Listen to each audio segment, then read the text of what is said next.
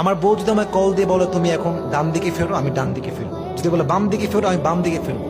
যদি আমার বউ আমাকে বলে তুমি এটা মুরগি, তাও বলবো হ্যাঁ আমি এটা মুরগি। যদি বলে তুমি কক কক করো, আমি কক কক করবো।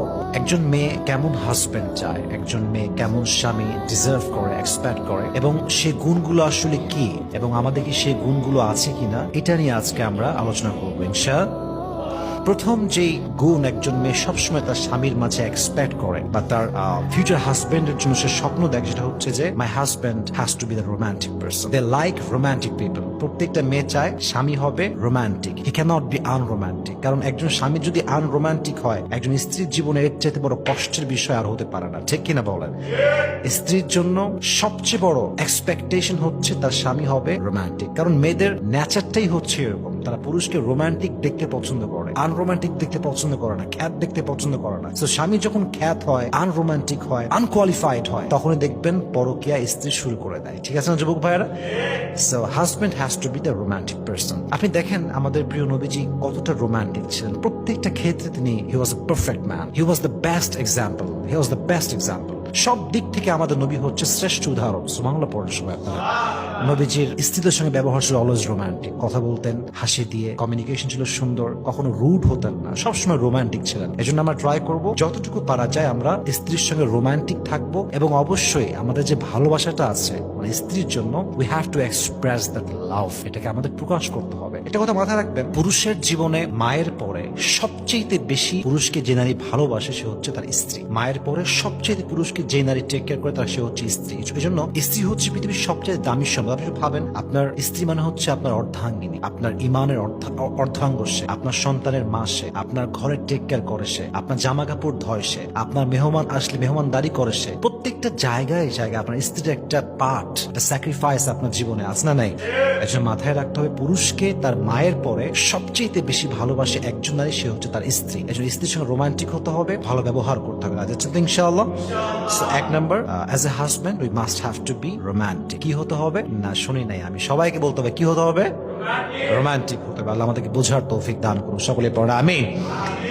এক নাম্বার গেল এটা। দুই number, I think this is the most important call. প্রত্যেকটা মেয়ে এমন একজন হাজবেন্ড এক্সপেক্ট করে যাকে দেখলে সে তার মানসিক প্রশান্তি খুঁজে পায়। আমি সবসময় এই কথা বলি, একটা রিলেশনশিপ টিকে থাকে আজীবন মানসিক শান্তির উপরে। বিশ্বাস অবশ্যই লাগবে, এবং বিশ্বাসের পরে যদি কোনো জিনিস স্থান থাকে রিলেশনশিপে, আমি বিশ্বাস করি হচ্ছে মানসিক শান্তি। যদি হাজবেন্ড এবং স্ত্রীর মাঝে ওই দেখার পরে মানসিক শান্তি কাজ না করে উভয়ের মাঝে, সেই সংসার কোনোদিনও টেকা সম্ভব নয়। সো একজন মেয়ে সবসময় চায় তার স্বামী হবে তার মানসিক প্রশান্তির কারণ। এবং বিশ্বাস রাখবেন এই কথা আমার উপরে, যে মানসিক শান্তি যখন কেউ কাউকে দেখে খুঁজে পায়, তখন তার জীবনে আর কোনো কিছুর প্রয়োজন হয় না। একজন মেয়ে যখন তার স্বামীকে দেখে মানসিক শান্তি খুঁজে পায়, তার জীবনে ওইটাই শেষ ইচ্ছা, ওইটাই প্রথম ইচ্ছা, যে আমার স্বামীকে যদি দেখে আমি মানসিক শান্তি খুঁজে পাই, আমার জীবনে আর কিছু না হলেও চলে। এবং দিন শেষে আপনি পুরুষ এবং নারী দুটো মিলেই হিসাব করেন, আমরা সবসময় এমন একটা লাইফ পার্টনার এক্সপেক্ট করি যে যাকে পাওয়ার পরে আমাদের জীবনের কোনো চাহিদা থাকবে না, যাকে পাওয়ার পরে জীবনের কোনো চিন্তা থাকবে না, যাকে পাওয়ার পরে জীবনের চাহিদা, কষ্ট, দুঃখ, এই যে আরো চাই, I need more, I want মোর, এগুলো যেন থাকে না, এই একটা চিন্তা আমরা সবসময় করি। এবং দেখবেন একজন মানুষ যার কাছে মানসিক প্রশান্তির স্ত্রী আছে, ও জীবন আর কিচ্ছু চায় না, কারণ তার যেটা পারপাস লাইফের সেটা পেয়ে গিয়েছে। আর যার কাছে বউ নাই, মানসিক শান্তির কারণ নাই, ও দেখবেন অস্থির, এই দিক ওই দিক সেই দিক ঘুরতেছে আমরা। অতএব একজন স্ত্রী সবসময় চায় মানসিক শান্তির মতো একজন মানুষ খুঁজে পেতে। কথা ঠিক আছে না যুবক ভাইয়েরা?